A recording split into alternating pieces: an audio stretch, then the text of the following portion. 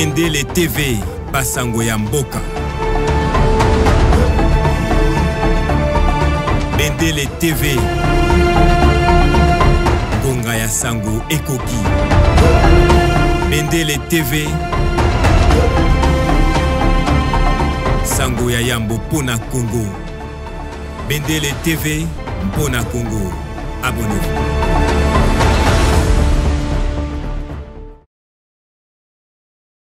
Smalto Tchaba, c'est notre invité de ce matin. Smalto Tchaba, bienvenue. Merci de m'avoir invité, mon frère, parce que ça fait un bail. Ça fait depuis l'année passée que nous sommes rencontrés avec vous. Voilà. Média a voulu aujourd'hui se trouver avec vous sur le même plateau. Nous remercions le terrain parce que nous sommes en vie aujourd'hui. Et je te présente encore, bien sûr, parce que nous ne sommes jamais rencontrés avec vous. Et les années aujourd'hui, la prospérité, la longévité, la santé et surtout la promotion que vous êtes dans notre affaire. Merci beaucoup, Smalto Tchaba, président de GREC IDPS, parti présidentiel, élection de gouverneur. Eh bien, nous y sommes déjà, les choses bougent, les états-majors s'activent.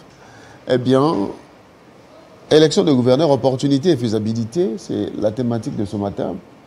Vous êtes un observateur averti et aussi acteur au sein de l'IDPS. Qu'est-ce qui va advenir dans quelques temps? Est-ce que ces élections de gouverneurs seront à la base des divisions et des dissensions au sein des formations politiques composant l'Union sacrée de la nation? Et vous savez, je vais entrer en profondeur là-dessus. Vous savez, d'abord, l'Union sacrée, c'est une composante homogène de plusieurs partis politiques. Nous sommes arrivés, nous, l'IDPS, nous avons les élections présidentielles et non législatives. On était contraints de coaliser avec les autres afin qu'on puisse créer un gouvernement homogène. Et je pense que nous sommes dans la coalition avec nos alliés. Et nous avons travaillé, bien sûr, je ne suis pas dans la coordination pour la préparative des élections du gouverneur, mais quand même, nous sommes observateurs, nous suivons à la loupe. Et je pense que concernant pour les dirigeants des provinces, à mon niveau, nous avons les points de vue des données dans ce que nous passons. Je pense que nous avons remarqué, il y a aussi des fake news, il y a aussi des informations réelles, authentiques, à qui nous avons vu la répartition des postes de gouverneurs. Mais en tant qu'observateur, nous avons constaté que plusieurs provinces ont été dirigées par nos amis de l'FCC, à qui, je ne sais pas par quelle manière, j'essaie de retrouver dans ce sens-là, mais pour le moment, nous avons vu que nous avons les candidats potentiels, à qui, surtout les jeunes, qui vont nécessairement soulever l'étendard pour changer même la vision de chaque province. Nous avons remarqué que nous, au niveau de l'IDPS, chaque fois on nous dit qu'il n'y a pas de crime intellectuel, mais aujourd'hui nous avons des candidats gouverneurs qui nous ont donné même démontré même leurs plans concernant la province. Et majorité sont la jeunesse d'aujourd'hui. C'est pourquoi je voudrais ça parler pour les candidats, bien sûr, des gouverneurs à qui moi je m'incline par rapport à eux. Il y a les candidats des gouverneurs de Maniema, Maître Aruna. Il y a candidat gouverneur à Tanganyika, Maître Tony. Et il y a candidat de Kalemi qui s'appelle Monsieur Joseph Mulunda. Donc parmi tous ces trois, je crois que Dieu peut faire la grâce que parmi ces trois, même deux peuvent ne sortir parce que la population réclame que leur province soit dirigée par les jeunes et surtout intellectuels. Ces élections de gouverneurs arrivent à une année des élections. Il faudra que ces gouverneurs puissent aussi faciliter l'élection de Félix Tshisekedi pour son deuxième mandat. Avez-vous conscience de cela ou vous êtes dans le clientélisme? Non, moi je vais attaquer le clientélisme, je vais attaquer aussi le népotisme, mais je ne pense pas qu'au niveau de l'IDPS, il peut y avoir. Mais à mon point de vue, je souhaiterais que les provinces soient dirigées par les véritables séquedistes, pas les gens qui ont fait la transhumance, non. Les véritables séquedistes pour travailler qui vont nécessairement aider les chefs de l'État dans ce qu'ils sont en train de faire. En l'occurrence, Maître Tony Chibanda, qui est candidat d'abord potentiel au niveau de Tanganyika, à qui moi je m'incline par rapport à ça, une tête extraordinaire, un jury de formation qui a les atouts, qui a déjà répondu au critérium de ce qu'on a demandé. Il a répondu à ce qu'à mon niveau, je souhaitais que les gouverneurs séquedistes vont nécessairement aider les chefs de l'État pour qu'on puisse avoir le deuxième mandat. Mais si nous prenons les gouverneurs qui ont déjà les bouillabaisse de staphylocoque dans la tête, Je pense que des tels des gouverneurs, ça sera toujours un fiasco. Mais nous trouverons nécessairement les candidats gouverneurs qui sont encore vierges dans la tête pour diriger les provinces. Donc pour vous, vous êtes d'accord avec la nouvelle génération. Vous n'êtes pas d'accord pour voir ceux qui ont déjà géré revenir à la tête des provinces. Tout à fait. C'est pourquoi il faut qu'il y ait au moins une limitation pour la classe politique. Si nous voulons que les Congo puissent aller en avant, il aurait fallu que nous puissions faire une limitation. Je souhaiterais d'ailleurs que les anciens, s'il y a deuxième mandat pour le chef de l'État, je souhaiterais que les anciens gouverneurs, les anciens sénateurs, les anciens députés vont d'abord se mettre à l'écart, qu'une nouvelle classe politique puisse diriger d'abord ce pays. Ça va non seulement booster les choses. Mais s'il y a toujours les mêmes gens, les mêmes têtes et les mêmes comportements, je ne pense pas qu'un jour on parlera d'un Congo meilleur, d'un Congo prospère. Nous voulons que cette fois-ci, que la jeunesse, nouvelle classe politique, puisse diriger les provinces. Mais nous voyons que au niveau de votre parti, l'IDPS, les choix faits avec les élections de primaire au sein de l'IDPS pour la province du Kasaï oriental n'a pas été soutenu par la base. Il y a eu montée des pressions, la montée des tensions sur terrain avec la population qui a réagi négativement par rapport aux choix faits par Kinshasa. Tout à fait. Vous savez que l'IDPS, c'est la pyramide renversée. L'IDPS, c'est la base qui décide. Et je pense que si la base s'est exprimée, je ne vois pas le pourquoi moi je vais attaquer ou bien ne pas être derrière eux. Je pense qu'il y a les primaires au niveau du Kasaï oriental, à qui ce n'est pas même... nous, on n'avait pas assisté. Et les primaires, on a choisi les candidats, les noms m'échappent, comme candidat gouverneur au niveau du Kasaï oriental. Et les gens ont décrié, les gens ont dit non à tout ça. Mais je pense qu'il y aura toujours un moment où il y aura un consensus. Pourquoi? Parce que ça, c'est la beauté de la démocratie. La beauté de la démocratie, c'est qu'il aurait fallu qu'on aussi, vous voyez que ça ne tient pas, on doit crier au fort. Mais ça va, on peut s'incliner. Moi, je pense que par rapport à ce qui se passe au niveau de mon parti, c'est ça la beauté de la démocratie. Je pense qu'il y aura un consensus qu'on doit trouver là-dessus.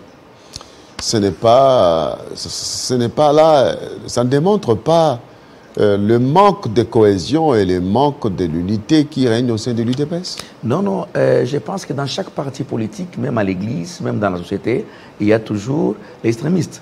Je pense que même Jésus-Christ à la croix, il a dit, Père, je n'ai pas perdu aucun de cela que tu m'as donné, à part celui qui est perdu parce qu'il devait se perdre. C'était Judas Iscariote. Même vous, là où vous travaillez, personne ne peut vous aimer à 100%. Il aurait fait une partie qui vous aime, donc il ne vous aime pas. C'est ça la beauté de la démocratie. Si tout le monde vous aime à 100%, automatiquement vous devenez extraterrestre. Donc je pense qu'il aurait fallu qu'une partie ne vous aime pas, une partie vous aime. Mais quant à ça, nous sommes dans l'unité. La province du Kasaï oriental, c'est la province qui a vu naître le chef de l'État. Oui. Donc il sera fortement jugé à la fin de ce mandat par rapport à aux actions qu'il aura menées dans cette province. Alors, un candidat gouverneur de la province du Kasaï oriental, ça doit être un candidat vertébré qui va venir apporter des solutions les plus pressées, au plus pressées pour la population du Kasaï qui demande beaucoup de choses, même le peu. Parce que depuis des années, c'est la crise, c'est la faim, c'est la misère. Donc, il faut un gouverneur qui répond et qui donne de l'espoir au peuple. Ah oui, tout à fait. Je pense que les candidats gouverneurs au niveau des provinces orientales, je ne les connais pas personnellement, mais je pense que c'est à travers son bilan qu'il sera jugé. Mais je pense vraiment qu'on soulever un mot. C'est une province qui a beaucoup de défis à soulever, beaucoup d'ailleurs. Si lui, il arrive là pour le beefsteak, je pense qu'il sera un jour éjecté comme une mouche.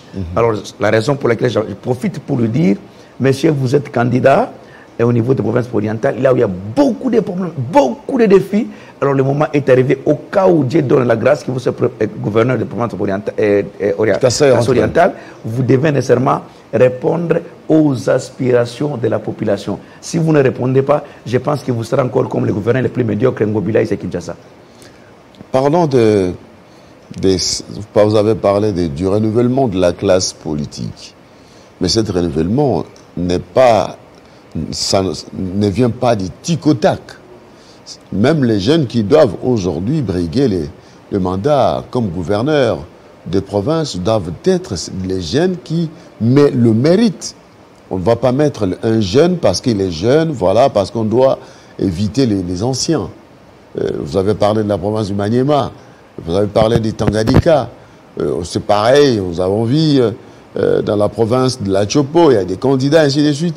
Et l'union sacrée de la nation, c'est partager des responsabilités, c'est partager des provinces. Est-ce que les candidats qui seront choisis par les formations de l'union sacrée vont réellement répondre à la vision du chef de l'État? Je pense que je parle d'abord pour Maître Tony Tshibanda Tondoy, qui est candidat gouverneur à la province de Lomami. Je répète encore, Tshibanda Tondoy. Et il est juriste de formation d'ailleurs, il est trop jeune. Lomami? Oui, oui. C'est une province enclavée qui n'a rien. Ah, mais selon vous, bien sûr, mais on doit nécessairement avoir un gouverneur. C'est pourquoi il aurait fallu un gouverneur chevronné pour soulever des montagnes qui aille quand même une province qui a les atouts. Si vous nous parlez que c'est enclavé, je pense que nous avons 26 provinces. Nous devons mettre les chevronnés, les warriors, pour quand même donner la vision du chef de l'État dans la population. Concernant Maître Tshibanda Tondoy, candidat gouverneur à Lomami, lui, il a un plan maréchal qu'il a donné. D'abord, pour votre information, une fois dans l'histoire, depuis qu'on a créé le Congo, on n'a jamais vu un gouverneur, il vient avec un plan d'action, ce qu'il fera dans la province. Donc, quand quelqu'un vient avec un plan, c'est-à-dire qu'il connaît ce qu'il fera dans la province en question. Parce que Maître Tony Tondoy... C'est quoi son plan? C'est quoi son plan? C'est tout un bouquin. Je pense qu'avant de partir, je vais vous donner ce bouquin que vous devez nécessairement lire. Si vous aurez encore l'occasion de m'appeler, même demain, je viendrai encore qu'on puisse en parler là-dessus. C'est un plan maréchal qu'il a donné, un plan extraordinaire pour Maître Tony dans la province de Lomami. J'entre encore en profondeur. Vous avez dit concernant l'âge. Je pense que le président Joseph Kabila a dit ce pays-là de 29 ans. Dans ce pays. Prendre la République à 29 ans. Joseph Kabila, que je salue en passant. Raïs, 29 ans. Et il a travaillé pendant 17 ans. Plus de 17 ans. Comme prendre la République. Mais les gens avaient même remis en cause, soi-disant, on écoutait, il est encore trop jeune, il ne saura pas diriger le Congo. Il était, je peux dire, le Benjamin, tout le président de la République au monde. Mais il a dirigé. Donc, ne voyez pas l'âge, mais nous devons avoir la compétence, la tête et le savoir-faire pour soulever les montagnes. Je crois que l'âge en monde politique, ça n'a jamais existé. Mais ce qui existe en politique, c'est la vision. La politique, c'est la détermination. Ce qui existe en politique, c'est l'intelligence et le savoir-faire. Le temps passe vite. Hein? Le temps passe vite. Ces élections ont été prévues pour le mois de décembre. Ça n'a pas eu lieu. Est-ce que ça aura lieu cette fois-ci? Bon, je pense que cette fois-ci, parce que pour votre information... Avec tout ce qu'il y a, avec la saga qui règne entre la CENI et le ministère des Finances, est-ce qu'il y aura élection? Non, il y a eu les incompatibilités entre la CENI et le ministère de la Finance, déjà réglées pour votre information. Je pense que nous aurons les élections dans ce pays... Déjà réglées? Déjà réglées. Nous aurons les élections dans les délais conventionnels. C'est-à-dire? Déjà réglées. Non, si c'est déjà réglé, c'est-à-dire que la CENI a déjà l'argent. Mais tout à fait, pour votre information. A déjà l'argent, c'est pourquoi pour votre information, il y aura les élections des gouverneurs. Bientôt là, je crois qu'au mois d'avril, il y aura les élections des gouverneurs. Et nous aurons les élections dans ces pays, dans les délais conventionnels. Il n'y aura même pas les glissements. Alors qui avait tort, qui avait raison?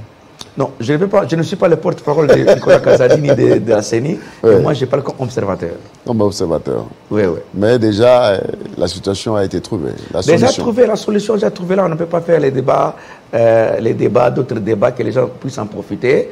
De l'opposition, bien sûr, déjà trouvé. Je pense que les élections, c'est le moment de se préparer. Si les gens n'arrivent pas à se préparer en disant qu'ils n'ont pas les élections, ils vont crier fort que non, il y aura tricherie. Mais c'est le moment de se préparer aujourd'hui. Commencez à préparer les élections pour 2023 et commencez à préparer les élections pour les candidats gouverneurs dans des provinces. Mais si vous n'arrivez pas à vous préparer, je pense que les gens vont crier oh, écoutez, et il y aura glissement, il y aura tout. Cette fois-ci, le président de la République, Félix Antoine Tshisekedi, et dans l'obligation, il essaie d'ailleurs, il répète chaque jour que nous aurons les élections d'ici 2023. Ça, il n'y a pas un débat. L'élection pour le gagner ou pour le perdre? Mais il ne peut pas perdre parce que qui sera candidat face à Félix Antoine Tshisekedi? Vous ne voyez personne? Personne, citez-moi les noms. Qui? Il n'y en a pas. Le PPRD n'a pas un candidat. Et quoi, la Mouka en débandade. Et tout ce monde pris haut et fort, nous sommes derrière le président de la République. Mais qui sera son candidat qui peut battre Félix Antoine Tshisekedi? Est-ce que vous n'êtes pas dans l'autosatisfaction? Non, dire ça. Non, écoutez, dire dans l'autosatisfaction. Moi, je m'inscris en faux. Moi, je suis un démocrate. Si Fachi aujourd'hui, il dirige le pays à contre-courant avec le peuple, parce que notre concept c'est le peuple d'abord. Nous, moi, c'est le premier de dire non, Fachi est pas sécuriste. Et nous, c'est la base. Vous avez vu ce qu'on a fait à l'IDPS, les présidents du parti, au Lema l'écart. C'est depuis que le monde est monde, on a jamais vu un parti politique, là où nous grands du parti, dégage-toi d'abord, monsieur, parce qu'on doit faire une invitation à une personne qui va répondre à nos aspirations. Donc je pense que le président de la République travaille pour l'intérêt de la population. Il est d'ailleurs, il a gagné partout et les gens sont derrière lui pour l'appuyer pour le second mandat, le second quinquennat. Oui, c'est le cas de le dire, mais il faudra attendre que la CENI puisse avoir les moyens qu'il faut pour organiser les élections. Et c'est là, déjà, nous sommes au mois de février finissant, il n'y a pas encore de signaux en ce qui concerne le calendrier électoral. Il faudra la refonte du fichier électoral, il faudra enrôler la population, toiletter les fichiers, ainsi de suite.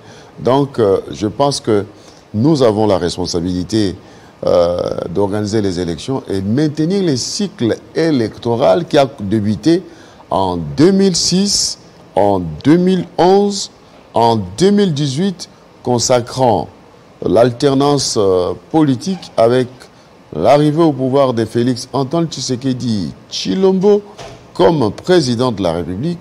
Donc, nous avons l'obligation de maintenir le cycle électoral en 2023, cette fois-ci sous l'égide du président Félix Antoine Tshisekedi, candidat mais président de la République, organisant les élections avec la CENI, ainsi de suite.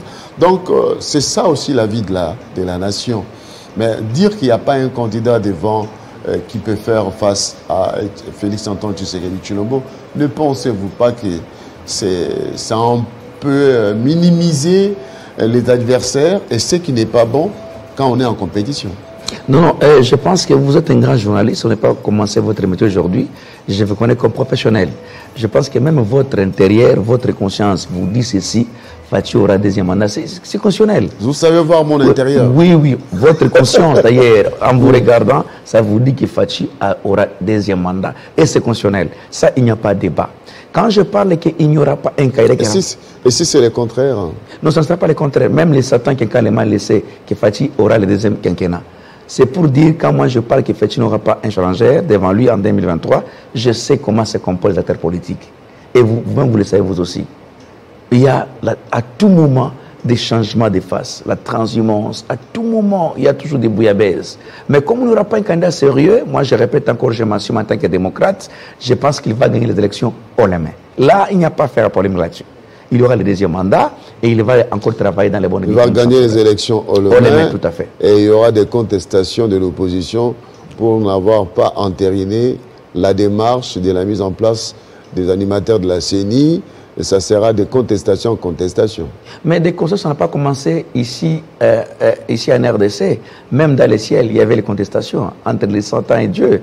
Et ça a commencé dans le ciel. Même dans le monde entier, vous trouvez toujours quand même, même aux États-Unis, il y aura toujours des contestations. Et je pense que l'extrémisme ne manque jamais. Quand bien il peut y avoir les contestations, peut être à 20%, non à 60% ni 80%. Donc il va battre n'importe quel candidat qui sera devant lui et Olmec et nous serons toujours là pour l'appuyer. Waouh, c'est comme si on y était déjà. Mais parce que vous voyez déjà Fachi faire un deuxième mandat. Il fera déjà deuxième mandat par rapport à son bilan. C'est bon, on va retourner dans l'actualité. Oui. Donc bientôt, vous serez, vous personnellement, où pour voir quel candidat gagner les élections de gouverneur? Je serai à Lomami pour appuyer Maître Tony et Tshibanda. Vous appuyez Maître Tony? Maître Tony, Et s'il y a d'autres membres de l'UDPS qui sont candidats là-bas? Non, moi je refuse. Moi j'aime lui. Je vais appuyer Maître Tony Tshibanda par rapport à sa vision. Ouais. Et c'est mon point de vue. Il est compétent. C'est un jeune comme moi. Et je vais l'appuyer. Maître Tony Tshibanda, vous êtes bonne chance à vous. Moi, je vais vous appuyer. Je serai derrière vous. Maître Aruna Darabou, je serai tout derrière pour vous appuyer. Et M. Joseph Mounounda, je serai derrière pour vous appuyer. C'est ça la voie de la démocratie. Je demande même aux autorités du mon parti IDPS, en disant au secrétaire général Augustin Kaboué qui me suit en passant, le moment est arrivé de prendre les crèmes intellectuelles, la jeunesse pour diriger les provinces, parce que nous avons des déceptions à tout moment. moment. C'est pourquoi je vous demanderai qu'il y ait les séquelistes purs, puis diriger les provinces, afin de préparer mieux les élections 2023 où Félix Antoine Tshisekedi passera. Merci beaucoup Smalto Tchaba, président grec IDPS, d'avoir accepté l'invitation des Télé 50. C'est moi qui vous remercie. Je salue en passant les Grecs et Grétois. Je salue en passant les présidents de la République. Je salue encore toujours l'AID de la chaîne en question et Jean-Marie Gassanda. Je salue tous les journalistes. Tout le monde qui travaille ici, nous les saluons. Au nom de Jésus-Christ, que Dieu puisse les bénir. Merci beaucoup. C'est moi qui vous remercie. On marque une petite pause et on vous laisse d'abord suivre. Bon anniversaire, un bon anniversaire à Laura Chibassou. Oui, Laura Chibassou, que nous avons fait le plaisir de pouvoir. C'est mon épouse. Laura Chibassou. Ah, Laura Chibassou, je vous salue en passant joyeux anniversaire. Je pense que même après-demain, il y aura une bouteille de champagne pour vous. Ça n'est donc fini. Ça n'est donc fini avec l'antenne d'aujourd'hui. On se retrouve demain matin. À bientôt. Au revoir.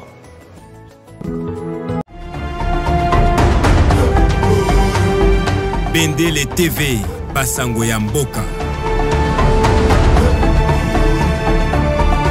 Bendele TV, Gonga ya Sango Ekoki. Bendele TV, Sango ya Yambo Pona Congo. Bendele TV, Pona Congo. Abonnez-vous.